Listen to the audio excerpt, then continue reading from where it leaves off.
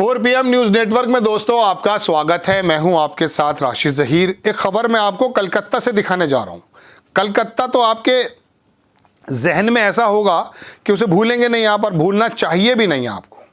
मैं आपको दिखाना ये चाहता हूं दोस्तों कि कलकत्ता में उस अस्पताल में जो दरिंदगी हुई उसके खिलाफ भारतीय जनता पार्टी के तमाम देश के लोग भी आए, लेकिन हुआ यूँ है कि वहाँ पर जो प्रदर्शन कर रहे थे अस्पताल के प्रशासन के खिलाफ और तमाम लोगों के खिलाफ, उन लोगों ने, भारतीय जनता पार्टी के लोगों ने वहाँ पर एक लोगों को रोकने के लिए या अपना एंटरटेनमेंट के लिए, एक महिला की लड़ाई लड़ने के लिए एक महिला को डांस करने पे मजबूर कर दिया और मुजरा देखने लगे।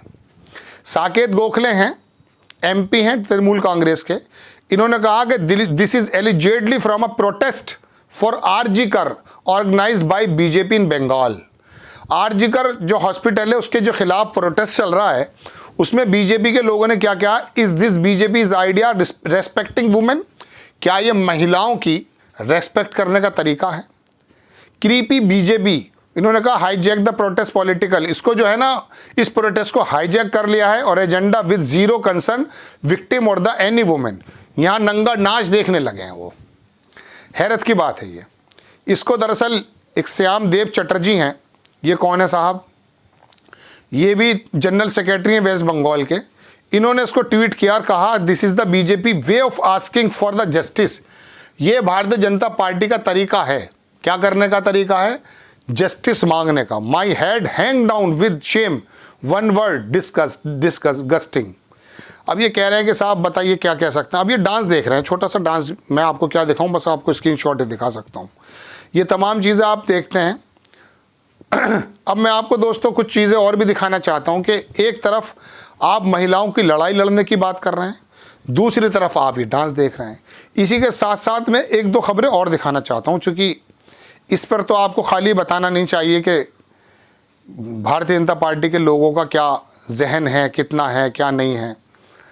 आप देखेंगे ये भारतीय जनता पार्टी की एक रैली है। वारिस पठान है शायद, ये महाराष्ट्र के वो हैं MLA, शायद अभी हो ना हो मुझे मालूम नहीं है, लेकिन इन्होंने ट्वीट किया है। मैंने आपको पिछले उसमें भी बताया था कि बहुत सारे लोग पत्थरबाजी के माध्यम से पहचाने जा सकते हैं। ये बीजेपी की जन आक्रोश रैली, रांची पुलिस पर पत्थरबाजी में काफ़ी जवान घायल। इन पत्थरबाजों के बारे में क्या कहोगे अनभक्त? इनको तो कपड़ों से पहचाना जा सकता है। इनके घरों पर ना बुलडोज़र चलेगा, ना रास्ते पे परेड कराया जाएगा, क्योंकि इनका नाम अब्दुल या आदिल नहीं है। ये 3-4 फोटो देख लीजिए। ये 2 खबरें मिलाकर मैं इसलिए बता रहा हूँ आपको, भारतीय जनता पार्टी के वर्कर हैं या उनके मानने वाले समर्थक जो भी हैं, एक तरफ तो महिलाओं के बारे में ये कहते हैं और दूसरी तरफ आकर के क्या करते हैं, बुलडोज़र का पक्ष करने लगते हैं। मध्य प्रदेश में एक आदमी के घर पे बुलडोज़र चला दिया गया। कांग्रेस भी थोड़ा देर से बोली, चलिए खैर, वो तो बुलडोज़र राज चल रहा है। पूरी दुनिया में कौन कौन से अखबारात बता रहे हैं वो तो आपको मालूम पड़ जाएगा, क्योंकि इस गोदी मीडिया ने एक शोर ऐसा मचा रखा है कि आपके कानों में लगा दिया है कि साहब बस वो खबर देखिए जो हम बता रहे हैं। दुनिया में कैसा डंका पिट रहा है ये तो आप थोड़ा सा ट्विटर पर जाइए, थोड़ा सा इंटरनेशनल मीडिया झांकिए, जब पता चलेगा कि बुलडोज़र राज को दरअसल इसराइल का जो ज़ायनिस्ट है ना, उससे कंपेयर किया जा रहा है। मैं फ़ोटो भी लगा देता हूँ, एक फ़ोटो मैंने लिया था। तो दोस्तों बात यह है कि उधर वो पत्थरबाजी करते हैं, तो आपके लिए सब कुछ ठीक है। आप महिला की लड़ाई लड़ रहे हैं कलकत्ता में, वहाँ पर आप नंगा डांस देखेंगे, आपके लिए ठीक है। मध्य प्रदेश में आपने पथराव के जवाब में वहाँ की सरकार ने एक आदमी मुस्लिम व्यक्ति के पूरे घर को तोड़ दिया, उसकी गाड़ियाँ भी कुचल दी हैं। लेकिन आप छत्तीसगढ़ या वहाँ आकर के देखते हैं कि वहाँ पत्थरबाजी की जा रही है, रांची में पत्थरबाजी की जा रही है, और इनके घर पे बुलडोज़र तो क्या, कोई साइकिल भी नहीं पहुँच रही है। तो ये दुरंगा व्यवहार क्या है?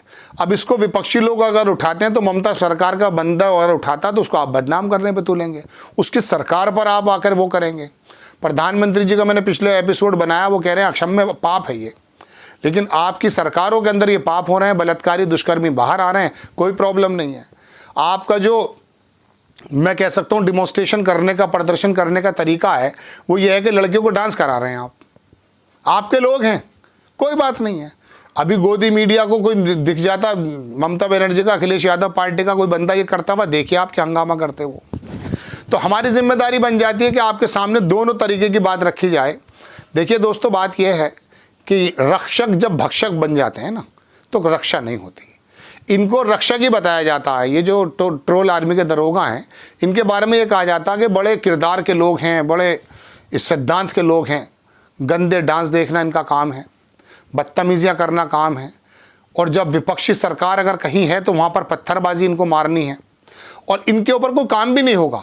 योगी आदित्यनाथ एक तरफ तो कह रहे हैं कि ये जो लड़की के साथ, महिला के साथ काम करने वाला, भले ही नाम नहीं लिया उन्होंने किसी का, लेकिन वो किसको इशारा करते हैं वो तो आप भी जानते हैं। अगले चौराहे पे यमराज मिलेगा, इनके चौराहे पे तो कोई यमराज का चेला भी नहीं मिलता। ये बिल्कुल दुष्कर्म करके मध्य प्रदेश के चुनाव में आकर के अपना कार्य करने लगते हैं, कैंपेन करने लगते हैं और जेलों से बाहर आ जाते हैं। गोदी मीडिया भी इनको हाईलाइट नहीं करता है। तो ये जो तमाम भारत को रेपिस्तान बनाने की जो कोशिश की जा रही है ना, उसकी वजह यही है कि आप बंगाल में तो ममता बनर्जी की वजह से सर पे उठाएं, लेकिन आप बदलापुर यानी कि महाराष्ट्र में आकर के आप चुप हो जाते हैं। आप इतना हंगामा नहीं उतारते। शिंदे से आप लीजिए ना, योगी आदित्यनाथ से कहिए कि आप इस्तीफा दें। झांसी में, बाराबंकी में, जाना क्या क्या हो रहा है, गाज़ियाबाद में हो रहा है बताइए। लेकिन गाज़ियाबाद में तो नया काम चल रहा है। गाज़ियाबाद में तो ये हो रहा है कि किसी बंदे ने अपने घर के अंदर सोसाइटी में कुछ लोग बच्चे बुला लिए जो कुरान पढ़ते हैं, वहाँ पे हंगामा कर दिया है। अब बताइए, किसी ने अपने घर में कुरान खानी बोलते हैं, बीमारी दूर करने के लिए, अगर वो अल्लाह का कलाम जो जिसे कुरान पाक बोलते हैं उसे पढ़वाने का काम कर दिया अपने घर में, तो दिक्कत है। लेकिन नहीं, आरएसएस का बंदा तो ट्रेन में बांसुरी बजा रहा है, लोगों की नींद खराब कर रहा है, कोई प्रॉब्लम की बात नहीं है।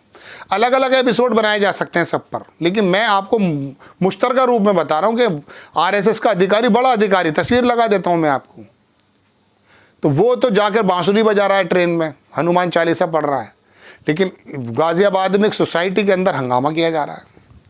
अब जब हमारे देश की प्राथमिकताएं ये हो गई हैं, सरकारों की प्राथमिकताएं ये हो गई हैं, या पार्टियों की प्राथमिकताएं भी यही हो गई हैं, तो फिर बताइए आप और हम अर्थव्यवस्था के बारे में, अपने लालन पोषण के बारे में, शिक्षा के बारे में, बेरोज़गारी के बारे में बात कब करेंगे।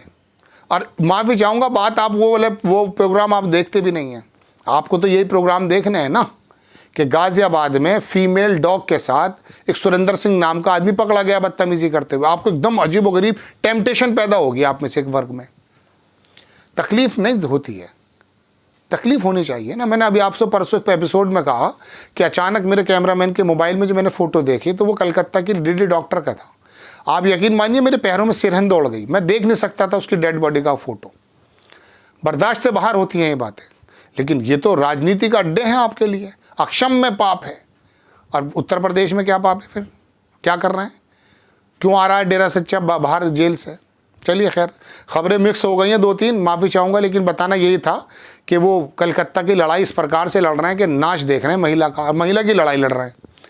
आपको खबर कैसी लगी अपनी राय कमेंट्स बॉक्स में ज़रूर दीजिए। चैनल को सब्सक्राइब कीजिए, शेयर कीजिए।